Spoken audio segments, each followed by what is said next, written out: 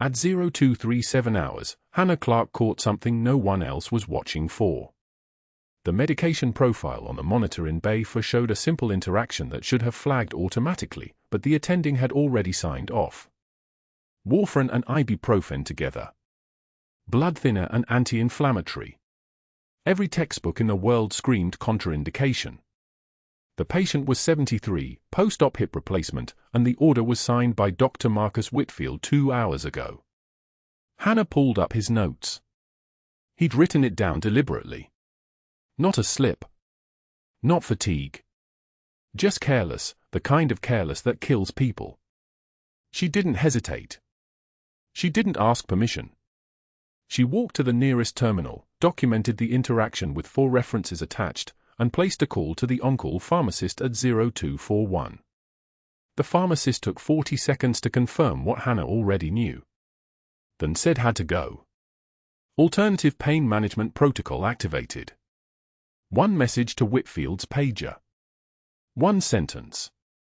1 change that stopped a cascade of internal bleeding before it started. The fluorescent lights hummed their familiar endless drone as Hannah moved through the rest of her night shift with the kind of precision that made newer nurses uncomfortable. Too fast. Too certain. No wasted motion. The antiseptic smell mixed with floor wax as she checked monitors on all 6 patients in Ward 6, her movements practiced and economical. A stretcher wheel squeaked once as she adjusted the positioning of a sleeping patient. The ventilator in Bay 2 wheezed its mechanical rhythm. She was invisible here, and that was exactly how she wanted it. 3 years. That was how long Hannah had worked the night shift at St. Michael's, and in those 3 years she had become the ghost in the machine. She arrived at 1900, clocked out at 0700, and existed in the space between those hours like a woman made of fog. New nurses asked for her advice and she gave it carefully, without ego. Residents tried to remember her name and found they couldn't. Families thanked her when she sat with their dying relatives and never asked who she was. The only thing that mattered was that she did the work well enough that no one looked too closely at her. No one asked questions. No one dug deeper. This was intentional. Every part of it. In the break room at 0300, Hannah sat in the vinyl chair that squeaked when you shifted weight, the one by the window that overlooked the parking lot. Her jacket hung on the back, worn charcoal gray, the kind nurses wore under their scrubs on cold San Diego nights. She reached across and felt the inside lining. There. Always there. The faded unit patch from the 3rd Battalion. A small rectangle of embroidered fabric, barely noticeable unless you knew to look for it. The colors had bled from navy blue to something closer to denim, the gold stitching tarnished. She traced the outline with her thumb. Mosul. Kandahar. Fort Hood during the tornado. 3 tours. 12 years compressed into a patch the size of a postage stamp, sewn into her lining with thread that had held through 3 years of washings. No one here knew. That was the entire point. The tremor started at exactly 0300, the same way it had for 847 days. Hannah's left hand would begin a slight shake, nothing visible unless you were standing right next to her. The mortar attacks in Mosul had always started around this time. The brain remembered what the conscious mind tried to forget. She poured water into a cup and watched the surface ripple. Clinical observation. That's what they'd called it in the VA hospital in La Jolla when they showed her how to watch her own symptoms like a scientist watching bacteria grow. Pain is data. Tremor is information. Don't fight it. Observe it. Name it. The water pitcher felt heavy in her hand. She set it down on the counter and held still for 4 seconds. The tremor subsided by 0301. The routine never varied. Hannah was checking the medication room inventory when she heard him, not footsteps, because Whitfield moved like a man who believed the floor should adjust to him, but the smell of his cologne first. Something expensive and citrus, the kind you bought at airports in the terminals where premium brands glowed under special lighting. She was holding a box of 50 milligrams doxycycline when he appeared in the doorway, still in his white coat even though he'd been on shift for only 4 hours. Dr. Marcus Whitfield was the new attending from Johns Hopkins, brought in on a consulting contract that would pay him $847 an hour. He was 46, with the kind of jawline that could cut glass, silver threading through his dark hair in exactly the places that made him look distinguished rather than aging. His presence made the air pressure change, the way expensive things always did, a sense that something valuable had entered the room and everything else should rearrange itself accordingly. He wore a Rolex that caught the fluorescent light. His shoes were leather, the kind that required names to remember. He was watching her chart a patient. She could feel it before she turned around. That particular quality of observation, the way you watch something distasteful on your shoe, trying to decide if it was worth the effort to scrape it off. Hannah was logging me for administration time for Mrs. Paulson in Bay 3, documenting the drop rate and the patient's response, when she became aware of him standing 3 feet away. She didn't look up. She continued typing. The keyboard clicked under her fingers. She finished the entry, saved the document, and only then did she turn. Doctor. No inflection. No deference hidden in the word. Just the fact of his presence acknowledged and filed away. Whitfield smiled. His teeth were very white. I saw your intervention on the medication profile. War for an interaction.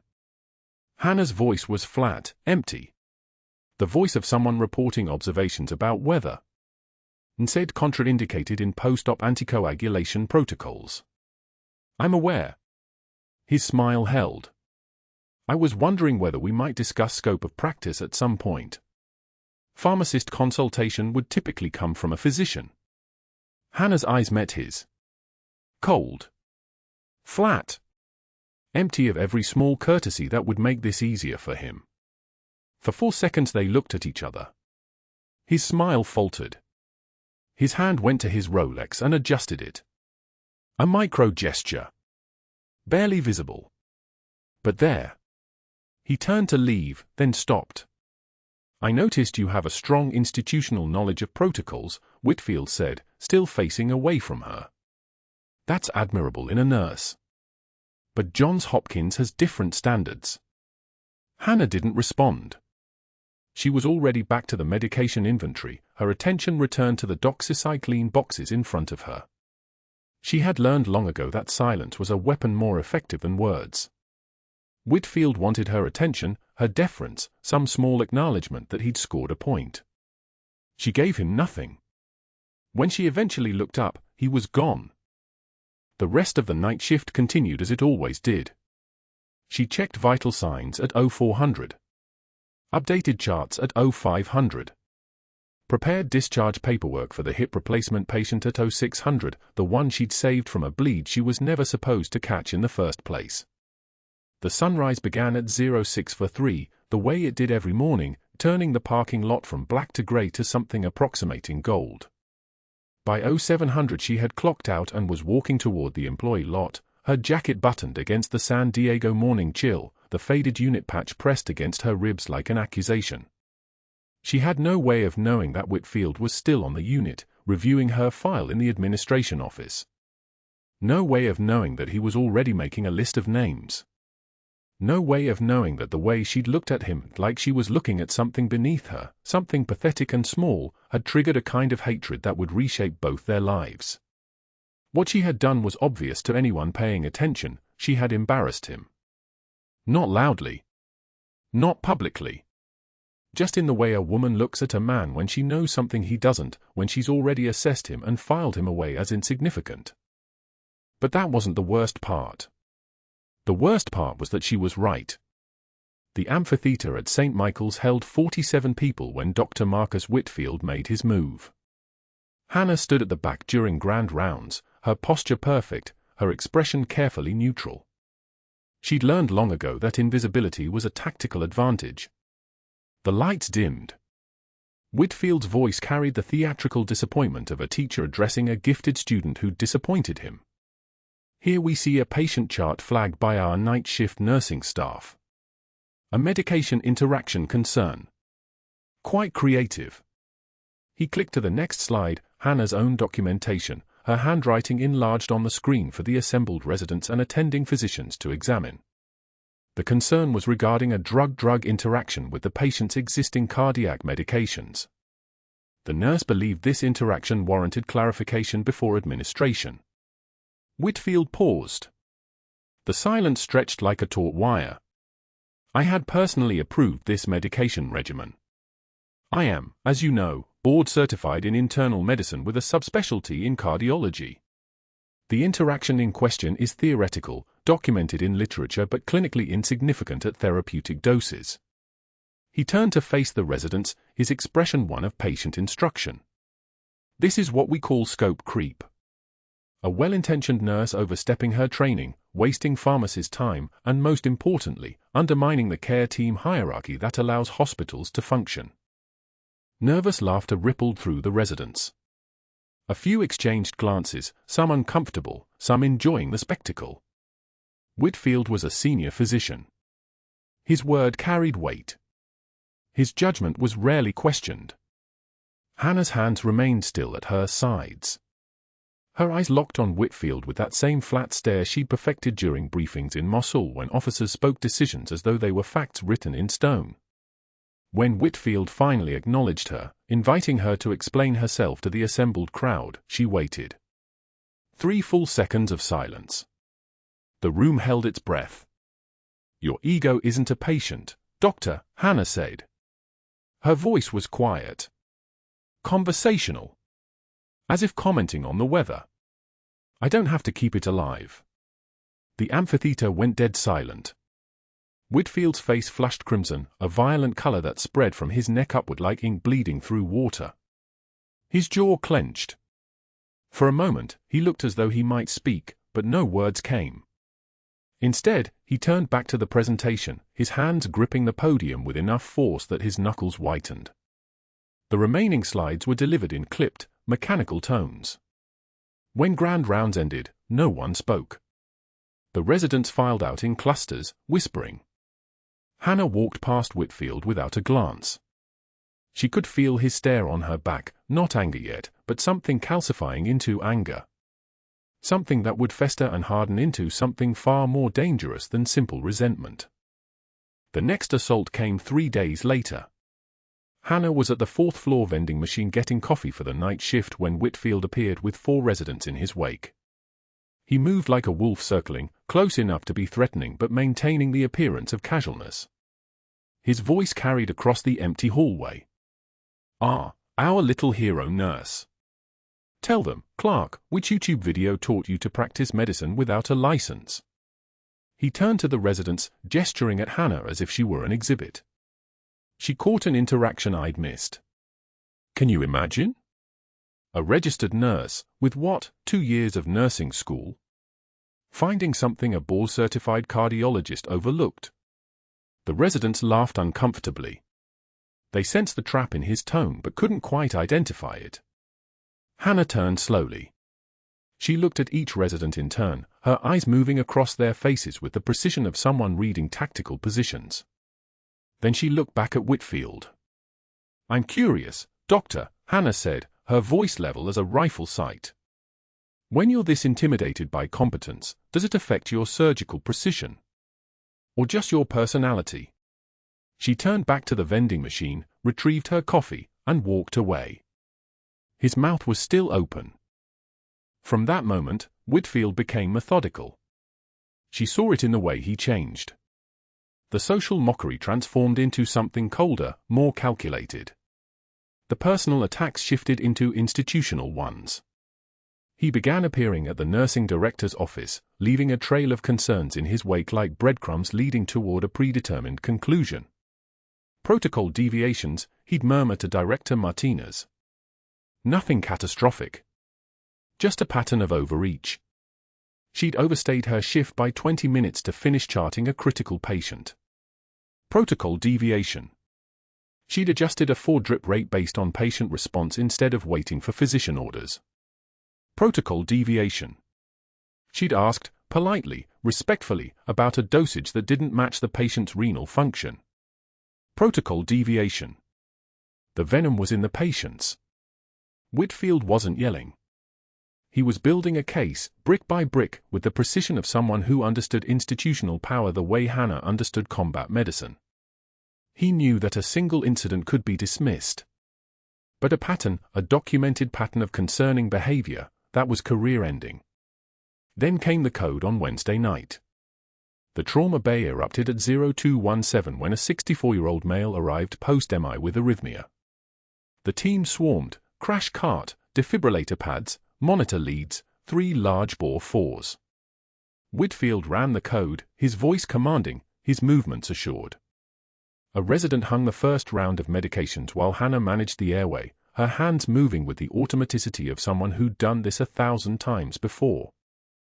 The monitor showed VFib. Whitfield called for a second round of epinephrine. 2 milligrams for push. Hannah's head came up. She'd been watching the cardiac monitor, watching the electrolyte panel on the wall screen, watching the patient's pupils, watching everything simultaneously. "Doctor, his potassium is already elevated. The last dose he received 30 minutes ago. Nurse Clarke, step away from my patient right now, or I'm calling security to remove you from this hospital." Whitfield's voice cut through the trauma bay like a blade. He reached for the wall phone with his left hand, his finger hovering over the security extension. His eyes remained fixed on hers, daring her to challenge him again. Hannah stepped back from the monitor. Her left hand trembled against her scrub pants, not from fear, but from the effort of restraint. From the terrible muscle memory of wanting to move, wanting to act, wanting to take control of a situation spiraling toward collapse. She'd been threatened before, by men in uniform, by men with authority written in their bearing. But those threats had come during war, when the stakes were measured in lives and the rules were written in blood and necessity. This was different. This was a hospital. This was her chosen anonymity being stripped away by someone who wanted to prove she'd never earned it. The patient's monitor showed no change. The team continued compressions. 2 minutes later, a rhythm returned. Not a good one, but a rhythm. Enough to move toward the ICU. Enough to live, at least for now. The patient made it to morning rounds. Survived for 3 days in ICU. Then discharged to cardiac rehab. Whitfield never forgave Hannah for being right about the potassium. Some defeats are acceptable. Being proved correct by someone beneath your station, someone you've decided to destroy, that kind of defeat curdles differently. It metastasizes. It becomes personal in ways that clinical judgment never could. And that's when the real nightmare began. The call came at 21:43 on a Tuesday night. Incoming trauma, training accident, polytrauma, ETA 4 minutes. The dispatch tone cut through St. Michael's trauma bay like a siren, and Hannah Clarke heard it from the supply room where she was restocking suture kits with the kind of methodical precision that came from 3 years of being invisible. Code Blue. Trauma 1. Multiple injuries, airway compromise suspected. She didn't move faster than anyone else. Didn't grab the crash cart or run. Just finished tying off the suture box, turned off the supply room light, and walked toward the controlled chaos with the steady calm of someone who had seen catastrophic polytrauma before, long before San Diego, long before night shifts, long before she'd chosen a hospital where nobody knew her name. The hallway hummed with that specific frequency of crisis preparation. Nurses pulling blood products. Respiratory therapy checking the ventilator settings. Someone calling for a level 1 trauma activation. The emergency department transformed into a living organism designed to receive death and send it back out, diminished. Hannah moved through it like a single cell in that organism, competent and unremarkable, exactly as she'd designed her life to be. The faded unit patch sewn inside her jacket lining pressed against her ribs as she walked, a ghost of a woman she'd tried very hard to stop being. Trauma 1's double door stood open. The stretcher was already positioned. Trauma sheet laid out. 2 respiratory therapists, 3 nurses, the attending physician, Dr. Chen, already gloved and waiting. The major arrived on wheels pushed by paramedics whose voices stacked over each other like radio static, 28-year-old male, high-velocity motor vehicle accident during tactical training exercise, ejected from vehicle at approximately 40 miles per hour, loss of consciousness on scene for estimated 2 minutes, initial GCS was 6, now 5, significant facial trauma, suspected basilar skull fracture. We have 2 large bore fours in both arms, blood loss estimated at 1.5 liters, respiratory rate 18 but becoming irregular, SpO2 dropping from 92 to 88 during transport. We've got him on supplemental O2 at 15 liters, but his airway is deteriorating. The Major's face was barely recognizable. Swelling that had already begun to compress the space beneath his jaw. His breathing had the wet quality of fluid accumulation, the sound of a man drowning in his own tissue damage. Fractured orbit. Shattered maxilla. The kind of impact that didn't usually end with the patient conscious enough to need an airway. It usually ended in the field, in the back of a Humvee, or 3 hours later when everyone had given up. Dr. Chen leaned in. Assessed. Already Hannah could see the calculation happening behind his eyes, the rapid mental checklist of salvageability. Get me a setup for rapid sequence intubation. 8 mm endotracheal tube, succinylcholine 100 mg, midazolam 2 mg. His voice was calm. Organized. Professional. The voice of a man who believed, even now, that this was still in the realm of medicine rather than disaster management. But then he straightened. Pulled his gloves off. The gesture was so clear, so definitive, that the entire trauma bay went quiet except for the hiss of oxygen and the monotonous beeping of the heart monitor showing a rhythm still present but increasingly desperate. A sinus tachycardia pushing toward 140. The body screaming. We're beyond saving this one, Dr. Chen said. His tone wasn't unkind. It was just tired. The tired of someone who had learned long ago that there were patients worth fighting for and patients worth letting go. Call it. Get the family notified. We can't. Look at the airway compromise. He'll never survive intubation. The swelling's too extensive. He's in pain and we can't fix it. Call it. The second attending, Dr. Morrison, nodded once. The residents didn't move. They were still at the stage of training where they expected the fully credentialed physicians to be right, always, inevitably. So they stood frozen, waiting for someone to pronounce the time of death, waiting for permission to stop trying. Hannah was already moving before she made the conscious decision to move. 3 years of invisibility evaporated. The uniform of anonymity, the scrubs that fit no one and everyone, the badge that identified her as staff without identifying who she actually was, fell away in the moment she pushed past Dr. Chen and stepped directly to the bedside. Her hands found the Major's jaw. Palpated the landmark she needed. Cricoid cartilage. Thyroid cartilage. The space between them where she could save this man or kill him depending on how steady her hands were. Dr. Whitfield appeared in the doorway like a shadow given physical form. He'd been on his way out of the hospital, she could see it in the coat he was carrying, the keys already in his hand, but something had drawn him back. Curiosity or habit or the simple animal response to the smell of a trauma activation. He took in the scene. Took in Hannah at the bedside, her hands already assessing, already working. His expression shifted from indifference to something sharper. Something like recognition. Nurse Clarke, we've called it. His voice was thin as wire. This patient is beyond. Still breathing, Hannah said. Her voice came out flat, concrete, without inflection. The voice of someone reciting fact. She was already reaching for the prep iodine solution, sterile gauze, the metal tray with its instruments arranged for a procedure that modern medicine had mostly moved past. An emergency cricothyrotomy. The last chance procedure. The option you chose when the airway was so compromised that trying to thread an endotracheal tube would accomplish nothing but guaranteeing a completely obstructed airway in 5 seconds when the patient coded. Get out of this room right now or I will have security, Whitfield's voice pitched up. His face flushed. The impotent rage of a man watching his authority dissolve in real time. Hannah looked at him. Her eyes were the color of slate during a storm, not angry, not frightened, not anything at all. She was somewhere else. Somewhere she hadn't been since she took off the uniform and put it in a storage unit in Chula Vista along with the rest of her old life. The place where hands knew what to do without the mind's permission. Where pain was information and adrenaline was just another vital sign. Then call them, she said.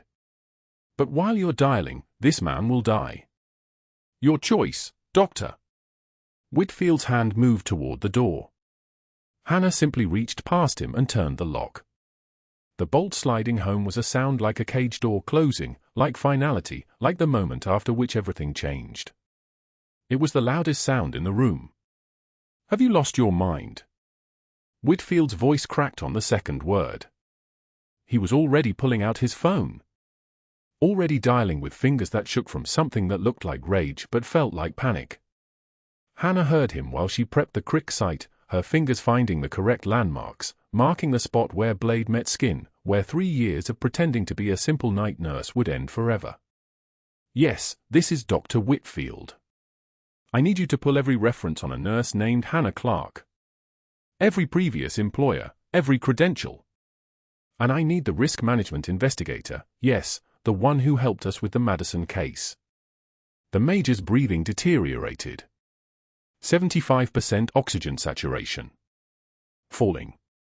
The fluorescent lights overhead seemed impossibly bright, as if they were burning directly into her eyes, and Hannah moved through the light like she'd moved through worse, like she'd moved through sandstorms in Mosul that turned the sky the color of rust, like she'd moved through darkness that required nothing but muscle memory and trust in training that refused to fade no matter how hard she'd tried to bury it. She made the first incision. The blade moved through skin with the kind of smooth precision that no amount of 3-year abstinence could diminish. Muscle memory, they called it. But it wasn't just muscle. It was the entire nervous system remembering that it had once been trained for this, trained for exactly this, trained by instructors and experience and 217 battlefield procedures across 3 tours of duty. Whitfield was still talking, still building his case like an architect of destruction. I have a nurse currently practicing medicine without a license in Trauma 1. Get me criminal charges. I want everything documented. Every violation. Every scope of practice overstep. I've been documenting her behavior for weeks. She's dangerous and I need official confirmation before she kills another patient.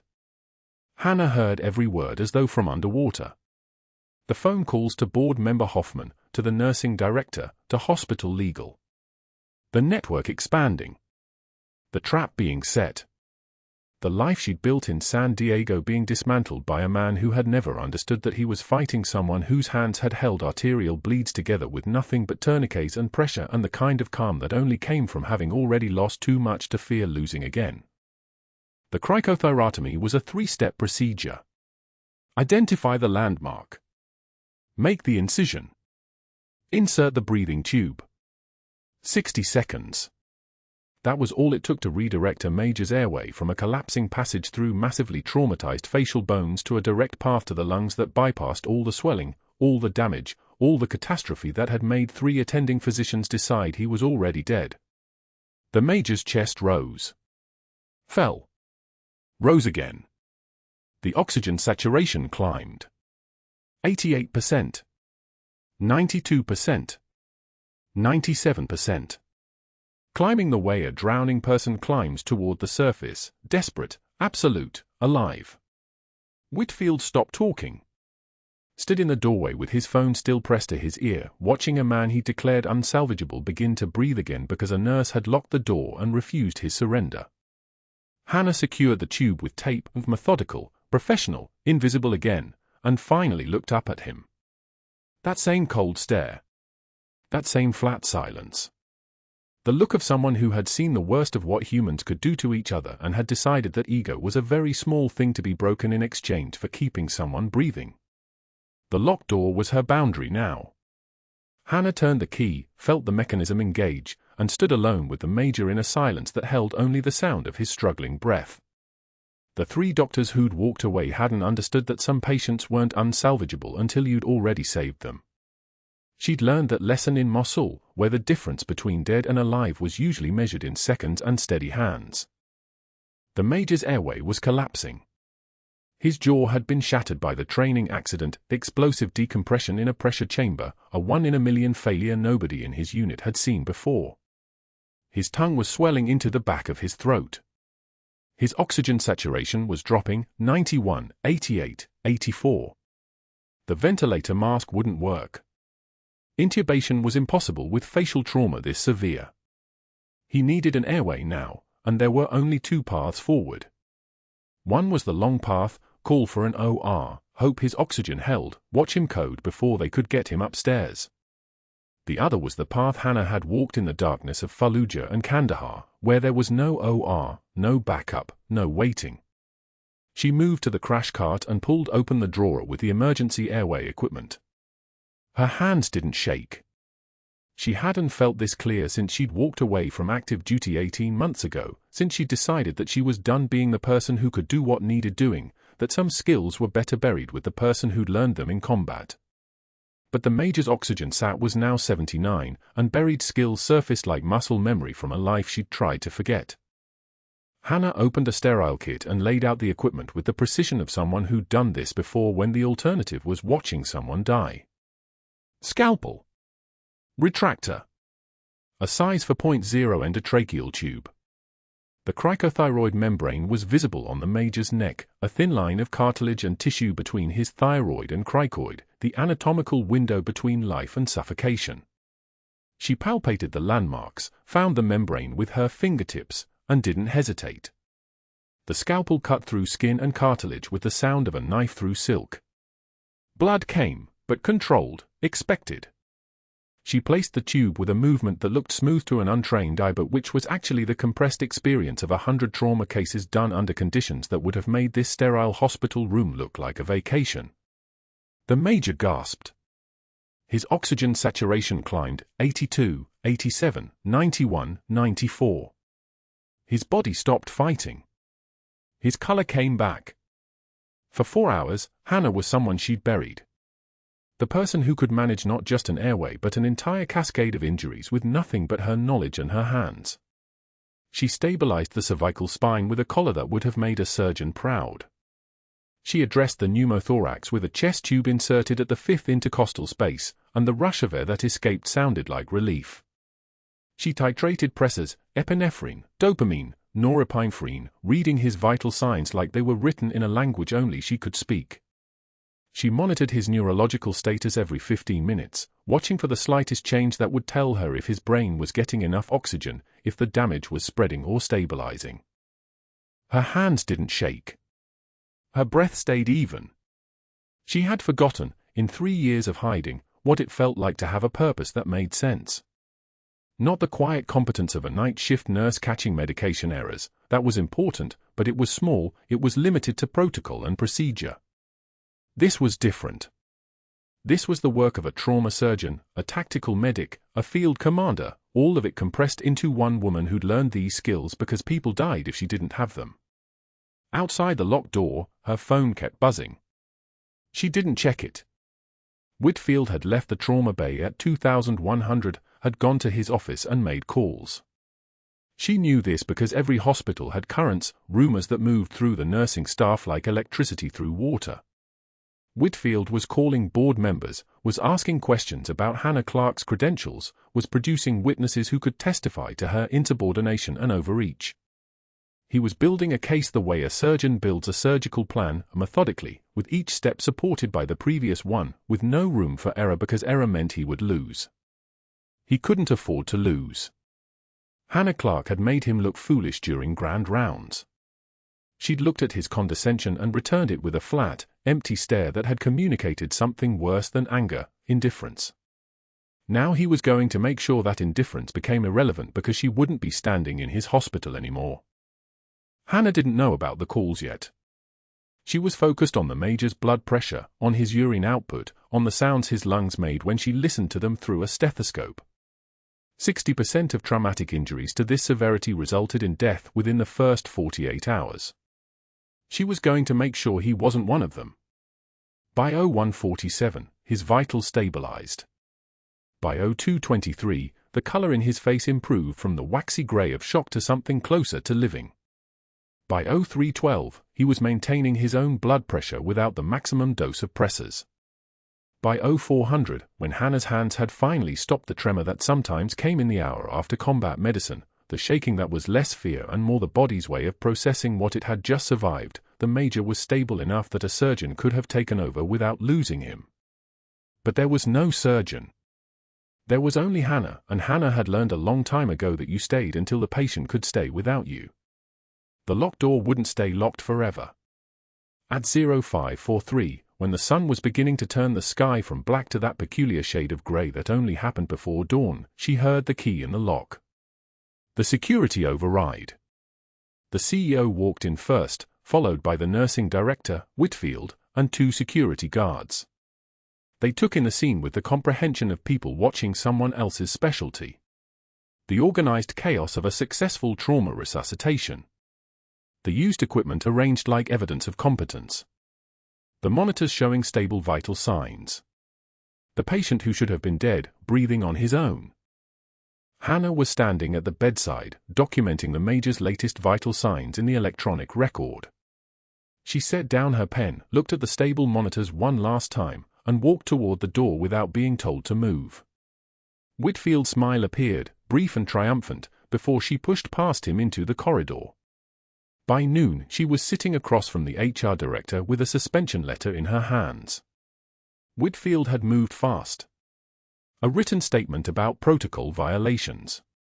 Witness testimony from residents about her insubordination and scope creep. Documentation of her pattern of contradicting physicians.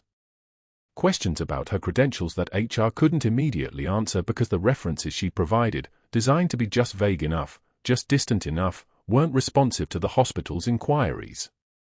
"We'll need to verify your employment history," the HR director said carefully. "Some of your references aren't returning calls." Hannah said nothing. The fake references couldn't be traced. The employment history was spotless but incomplete, containing nothing about the first 23 years of her military service, the deployments to Mosul and Kandahar, the forward surgical unit she'd run with a team of 8 nurses and a single surgeon in a facility that looked more like a bunker than a hospital. She'd been careful. She'd created Hannah Clarke, RN, as a separate identity from Senior Chief Petty Officer Hannah Clarke, who had saved 14 SEALs in the span of 7 hours while mortar fire raked the compound walls. "Effective immediately, you're suspended pending investigation," the HR director continued. "Security will escort you from the building." By evening, Hannah sat in a VA hospital waiting room filling out an intake form. The irony was sharp enough to cut. 3 years ago, she'd walked through rooms like this as Senior Chief Clarke, treating veterans with PTSD and traumatic brain injury and phantom limb pain, offering the kind of care that only someone who understood could provide. Now she was one of them. Surrounded by men and women in various states of visible and invisible injury, their eyes carrying the weight of things they couldn't talk about, just like hers. The form asked for her service history. Years of service. Deployments. Reason for separation. Combat decorations. She stared at the blank lines, at the boxes waiting to be filled, and felt the faded unit patch sewn inside her jacket lining, the only artifact she'd kept from Mosul, burning against her ribs like an accusation. The patch was tattered, the embroidered insignia barely visible, but she knew every thread of it. She'd worn it on her chest for 23 years. Now it was hidden, like everything else. Hannah set the form down on the plastic chair beside her and walked out of the VA hospital without completing it. She walked out into the San Diego evening, into the sound of traffic on Harbor Drive, into a world where nobody knew her name or her call sign or what she'd done in rooms where the walls shook from explosions. That was the deal she'd made when she left the Navy. Anonymity in exchange for peace. Except peace had meant sacrificing the one thing that made her feel like herself, the thing Whitfield had stolen by forcing her out of the only place where she'd finally thought she could hide. She didn't know that at 0600 the next morning, the helipad above St. Michael's would receive a Black Hawk helicopter carrying officers who were already looking for her. She didn't know that the Major had recognized her hands, had recognized the precise, practiced movements of someone who'd done this under fire, and had asked his daughter to find the person who saved him. She didn't know that her military file, all 23 years of it, all the commendations and the deployments and the combat action ribbons, was about to walk into St. Michael's Hospital and change everything that came after. What she knew, sitting in her apartment that evening with the blinds drawn and no lights on, was that the ghost she'd been pretending to be was finally catching up to her. And the ghost, it turned out, was still more alive than anything else she'd ever been. The Black Hawk landed on St. Michael's helipad at 0600 Wednesday morning, and the sound of its rotors shaking the reinforced windows woke half the night shift. Hannah was standing at the medication cart, restocking saline locks with the mechanical precision she'd perfected over 3 years of invisibility, when 2 Navy officers in dress uniforms strode past the nurse's station like they owned the oxygen in the hallway. The lead officer, a commander with silver dolphins on his chest, walked directly to the administrative corridor without stopping to ask directions. His presence made the air pressure change. Hannah's hands went still on the saline lock in her fingers. She didn't look up. She didn't need to. The second officer was already on his radio, advise personnel. Looking for Senior Chief Clarke. Hospital administration. Now. Nobody moved. The night shift nurse at the station, Jennifer, who'd been avoiding Hannah since Whitfield's whispered campaign, looked up from her charting with eyes wide enough to see the entire ocean. The commander's voice cut through the ambient hum of monitors and fluorescent lights. "We need to speak with hospital administration. We're looking for a senior chief petty officer. Hannah Clarke." The pause that followed lasted exactly 3 seconds. Then the elevator doors opened. But that wasn't the worst part for Dr. Whitfield, who was sitting in his on-call room 50 feet away, reading through personnel files with the careful precision of a man building a prosecutorial case. His phone rang at 0603. It was Hoffman, the board member he'd cultivated. "Marcus, you need to come to my office. Now. Bring anything you have on Hannah Clarke." Whitfield's stomach dropped. He knew. He didn't know why yet, but he knew something had shifted in the gravitational field of his carefully constructed destruction. The lobby was already filling with morning shift personnel when the Major's 12-year-old daughter walked through the front doors with her mother, both of them moving like they'd been given a destination coordinates and only the time to walk straight. The girl wore a pink backpack with a Navy logo on it. Her mother held her shoulder.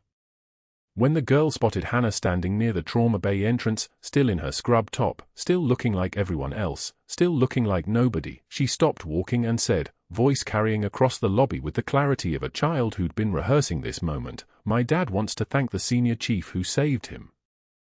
The lobby went dead silent. Hannah's hands were steady at her sides. Her face remained absolutely still, but her eyes moved, just barely, toward the child. The girl was still staring at her, waiting. That was when Mrs. Patterson, the head nurse, came out of the administrative corridor with 3 sheets of paper in her trembling hands. Her face had gone the color of old hospital walls.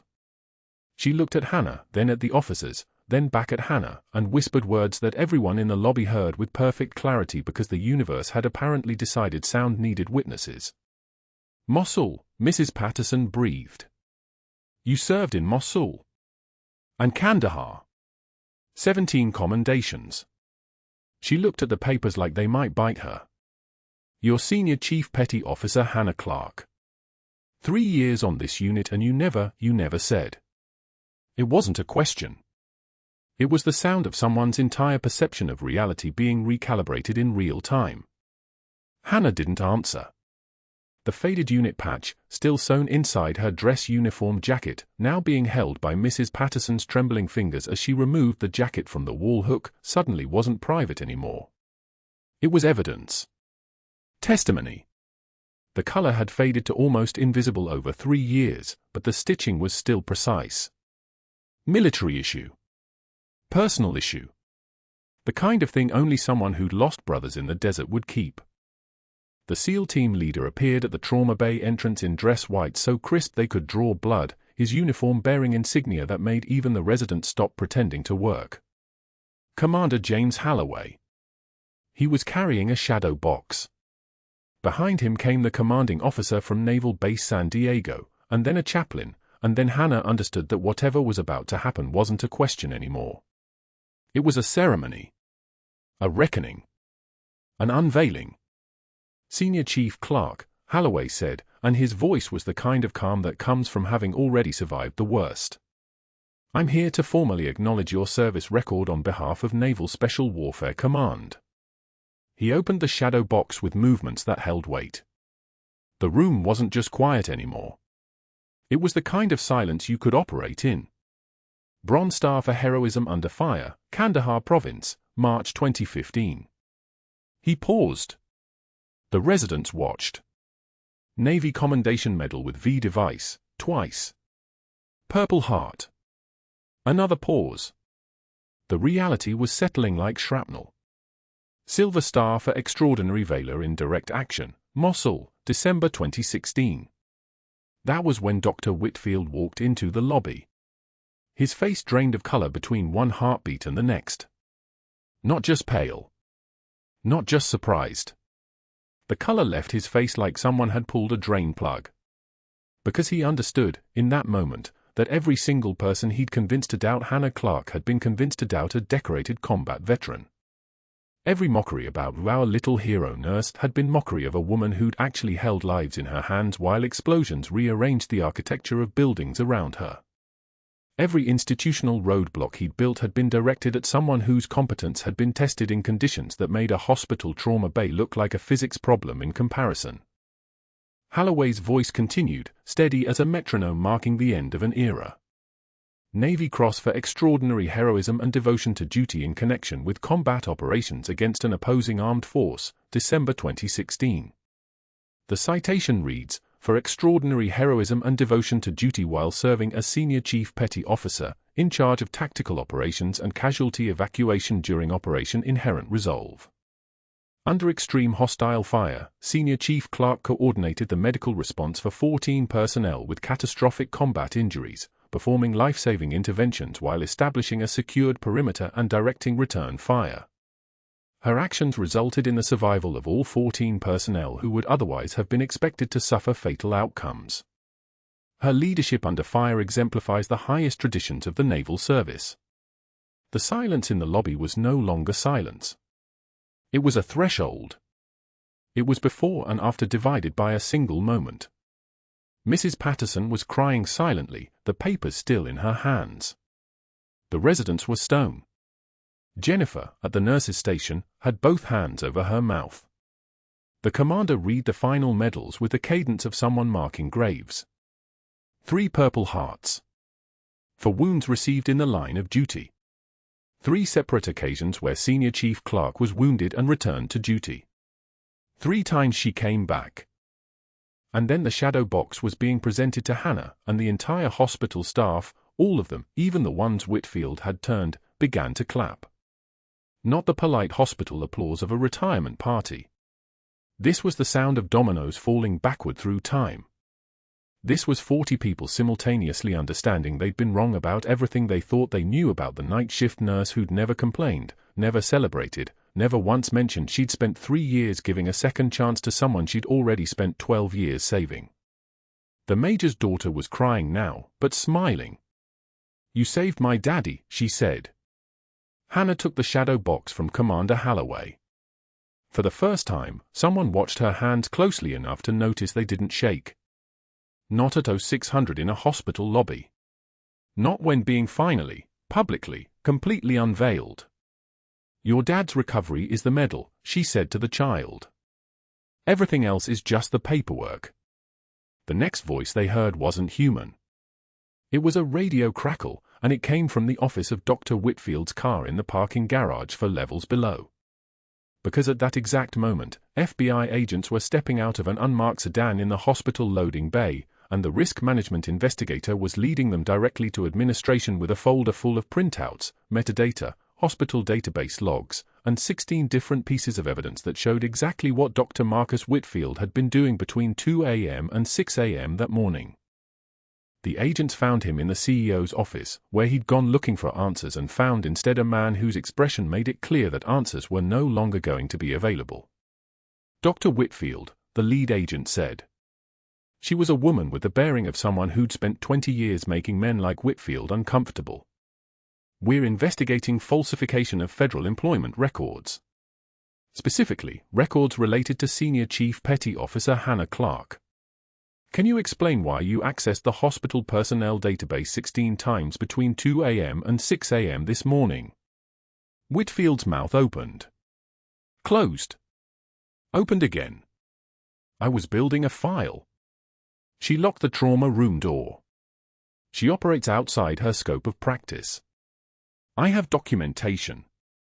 "That you forged," the investigator interrupted, stepping forward with his folder of printouts. His voice was clinical, which somehow made it worse than anger.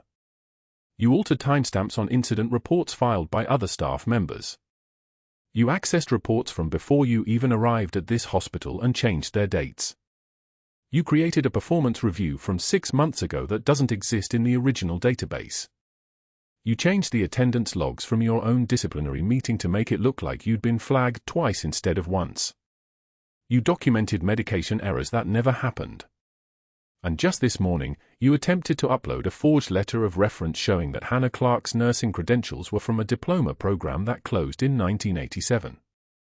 The silence in that office was the kind of silence that ends careers. "You're under arrest," the lead agent said, and she was already moving forward with her partner, handcuffs catching the overhead light like metal teeth. "For falsification of federal documents. For conspiracy to commit wrongful termination. For attempting to commit fraud against a federal employee. You have the right to remain silent. Anything you say can and will be used against you in a court of law. You have the right to an attorney." The handcuffs clicked shut with a sound like a period at the end of a sentence. Whitfield's face had gone from pale to flushed, his mouth still moving without words, his eyes darting between the agents and the CEO and the investigator like he was looking for someone, anyone, to say this was a mistake. That the rules would bend for him. That his reputation would insulate him. That he was special. Nobody said anything.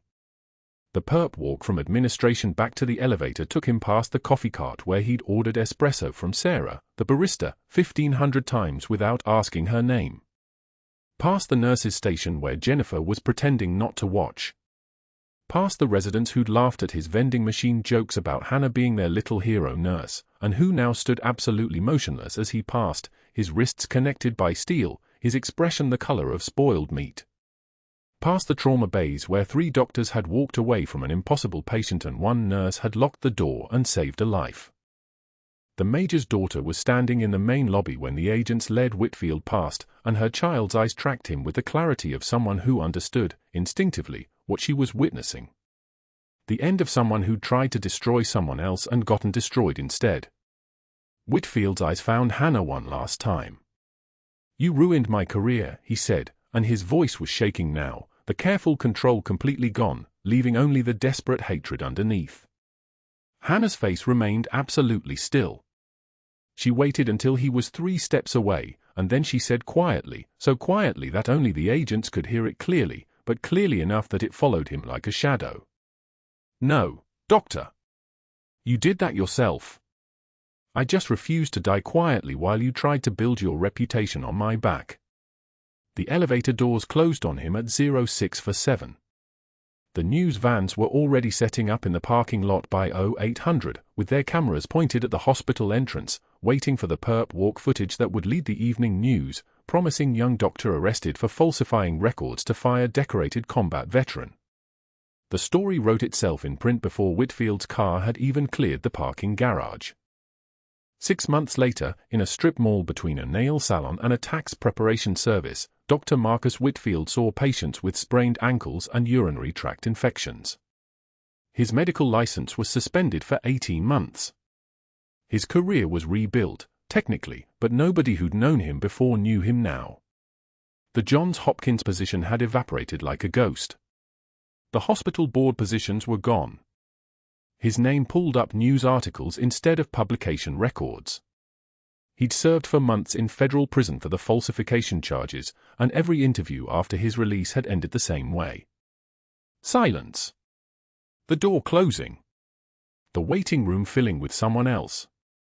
Meanwhile, Hannah stood in her dress navy uniform for the first time in 3 years at Major David Reston's full recovery ceremony.